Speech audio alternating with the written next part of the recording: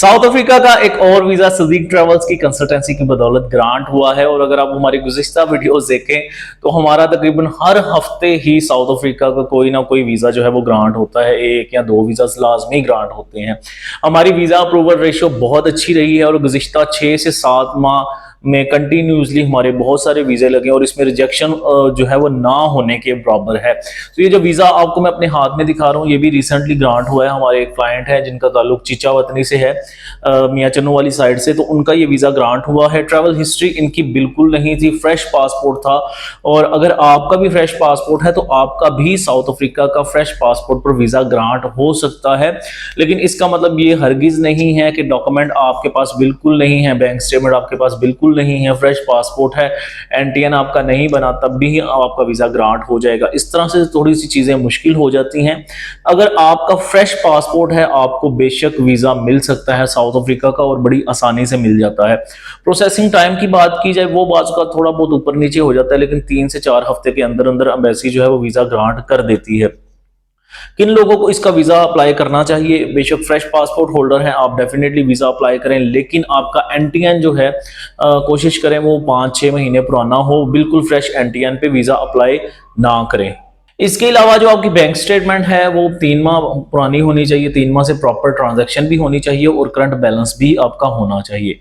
अगर कोई बिजनेसमैन है तो वह एनटीएन देगा, टैक्स रिटर्न्स देगा, पासपोर्ट ओरिजिनल आईडी कार्ड की कॉपीज, तस्वीर जो है वो पासपोर्ट साइज चाहिए। इसके अलावा आपने एफआरसी देनी है। अगर आपकी शादी हो चुकी है, आपके बच्चे भी हैं, तो एफआरसी आप कोशिश करें बीवी बच्चों के साथ ही लगाएं।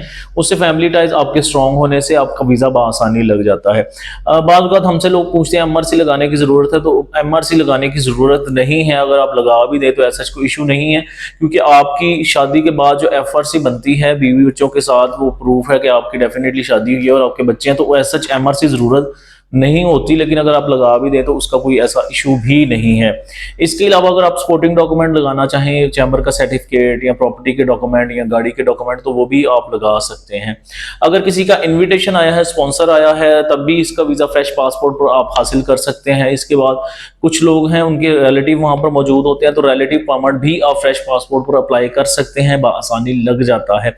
साउथ अफ्रीका आपको क्यों जाना चाहिए? कुछ लोगों के माइंड में ये बातें हैं कि साउथ अफ्रीका में क्राइम बहुत ज़्यादा होता है और कुछ मसाइल हैं, इसकी वजह से बाज़ औक़ात लोग साउथ अफ्रीका जाने से डरते हैं। मैं इस बात पे एग्री करता हूँ, लेकिन कुछ सिटीज़ और कुछ एरियाज़ ऐसे हैं जिनमें क्राइम जो है वो बहुत कम है और आप बिज़नेस अपॉर्चुनिटीज़ वहाँ पर अवेल कर सकते हैं। बिज़नेस के मौके वहाँ पर बहुत ज़्यादा हैं, सेटलमेंट के मौके भी वहाँ पर बहुत ज़्यादा हैं। और एक दफ़ा आप इसका वीज़ा ले लेते हैं तो आप 6 माह का एक्सटेंड करवा सकते हैं 2 दफ़ा, यानी कि 1 साल तक तो आप आसानी रह सकते हैं। बाकी अब डॉक्यूमेंटेशन बनना स्टार्ट हो गई हैं होम ऑफिस से, तो उसका भी ऐसा इशू नहीं है। एम्बेसी की फ़ीस इसकी 19,000 समथिंग है और प्रोसेसिंग टाइम मैं ऑलरेडी बता चुका हूँ आपको। अगर आप जॉब होल्डर हैं, 3 माह की सैलरी स्लिप लगेगी, एनओसी लेटर लगेगा और बाकी सेम डॉक्यूमेंट्स आपको अप्लाई करने के लिए देने पड़ेंगे। इसके अलावा इसका कोई इंटरव्यू नहीं है। अपॉइंटमेंट भी जो है वो आप वॉक इन सबमिशन भी कर सकते हैं और अपॉइंटमेंट पर भी जाकर वीज़ा अप्लाई कर सकते हैं। तो इंटरव्यू पहले होता था, ऐसे तकरीबन 1.5-2 साल पहले एम्बेसी आपको बुलाती थी, face to face visa officer के सामने आपका इंटरव्यू होता था। लेकिन अब एज सच कोई इंटरव्यू नहीं है, ना फ़ोन कॉल पर ना बाय फेस आपका इंटरव्यू होता है। तो अभी वीज़ा रेशियो बहुत अच्छी जा रही है। अगर आप साउथ अफ्रीका का वीज़ा अप्लाई करना चाहते हैं, ट्रैवल करना चाहते हैं, ट्रैवल हिस्ट्री बनाना चाहते हैं, क्योंकि बाज़ लोगों के पास फ्रेश पासपोर्ट होता है और वो मलेशिया थाईलैंड जाने की कोशिश करते हैं, लेकिन मैं आपको सजेस्ट करूंगा मलेशिया थाईलैंड से ज़्यादा जो ट्रैवल हिस्ट्री मैटर करती है वो साउथ अफ्रीका की करती है।